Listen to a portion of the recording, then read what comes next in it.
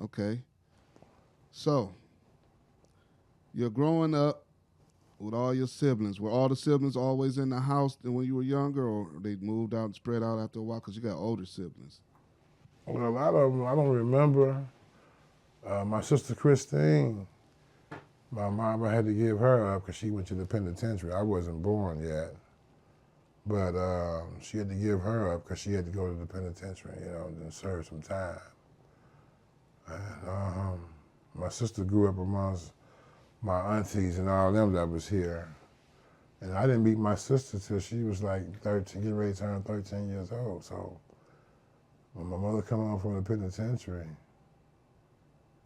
she already had us, established us and everything, and she brought my sister in later on. I didn't even know I had an older sister, man. Wow. Till she was 16. Till she was 16, I didn't know I had an older sister. She brought her back home finally. When she was 16 years old, she had to get her over from over where she was at because a lot of stuff was going on that wasn't supposed to be going on. I don't want to get into that right now neither. But yeah, I met my older sister at 16. Now Tony and them was already there, my brother Tony and Larry and my sister Pat, you know what I'm saying? My oldest brother UNC had died. His name was UNC. Really? Yeah. UNC. Union was his name. He died of he had water on the brain. He died before I was even born, right? Okay, so you got your sister Christine, then you got Larry, and then Pat, and I then got Tony. Christine, Tony, Larry, Trish, me and my twin brother, and then Beverly. All right, so it's like 7. Is that 8 of y'all? That's 7 so 7. far. Yeah. But you had 8 because one of them passed. Right. All right. Tell us some of your early childhood stories growing up. And where were you growing up at first? We grew up in King Kennedy Projects. In the projects of King Yeah. Kennedy. That's King like Kennedy. kind of known, ain't it? That's like infamous here in Cleveland, That's right? the infamous King Kennedy Projects, one of the roughest projects in Cleveland. And there had different places that was rough, but everybody knew about down the way. Down the way was like, you live down the way. It was like a city within the city, you know what I'm saying? It was like down the way was like our suburb to us, even though we didn't have no grass, it was dirt, it was poverty, people didn't have shit, you know what I'm saying? But everybody, we made do with what we did have, you know what I'm saying? And a lot of prestigious people come out them projects, man. A lot of people that made it came out the projects. You see a lot of folks living out in the suburbs and the outskirts of Cleveland. Mostly 90% of them come from them projects down there. Wow. Yeah. What was it like growing up in the project? What did it look like? And what was some of the challenges and things you had to go through? Just fighting that. We fought every day. We had fun too. We laughed and kicked it, but we fought most of the time against the other people, other projects that was down there. We would always have different rivalries going on. King Kennedy against Longwood, Longwood against Unwin, King Kennedy against Case Court, against Alfwade.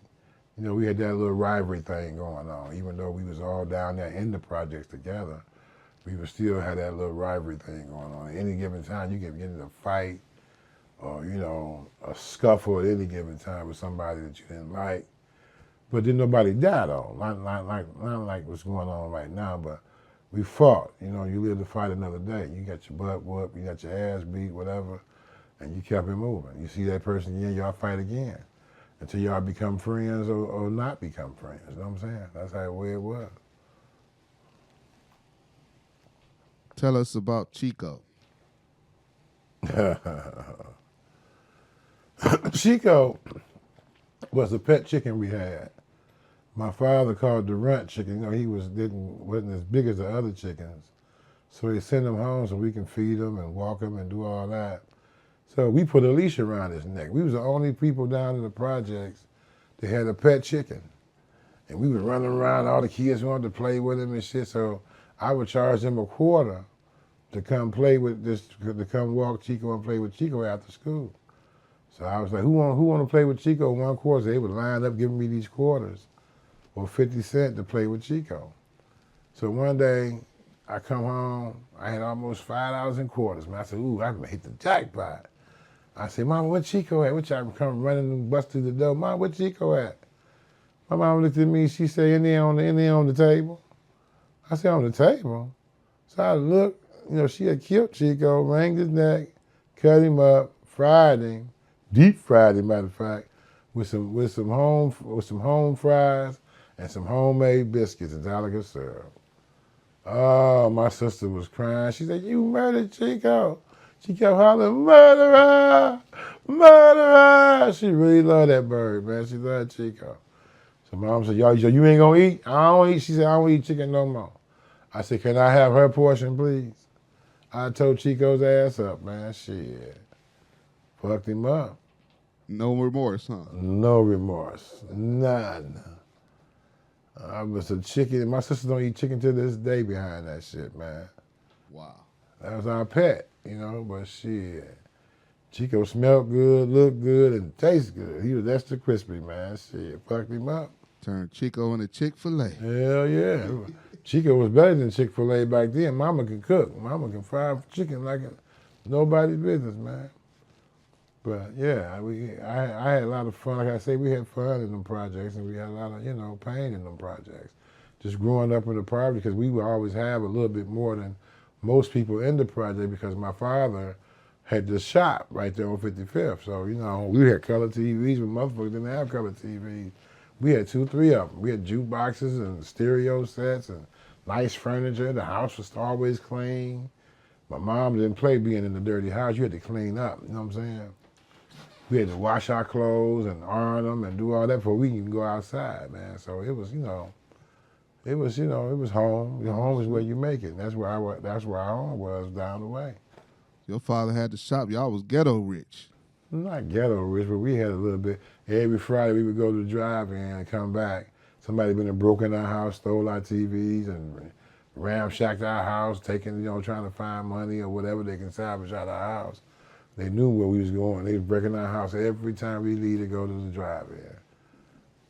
Yeah. I felt violated, man. Finally, the long-awaited hip-hop blues country album, The Book of Joe, by entertainer, comedian, OG Shanksta, with hit songs like The Book of Joe, Booty Box, Problems in the Air, The Barnyard Shuffle, Thug Life, featuring international award-winning artist Joe Little from the Rude Boys, Hoochie Coochie Man, and Running Away. This multi-platinum album literally has something for every listening audience, as OG tells his amazing story of tragedy to triumph. And I hope you have a wonderful experience. I'm going to take you on an emotional roller coaster ride. OG Shanksta, The Book of Joe, available on all platforms now. Till it ain't no more. What you gonna do? Cause it all comes down to the Book of Joe. I'm falling down on my face, please Lord, can you save my soul? I'm holding on to my face real tight till it ain't no more.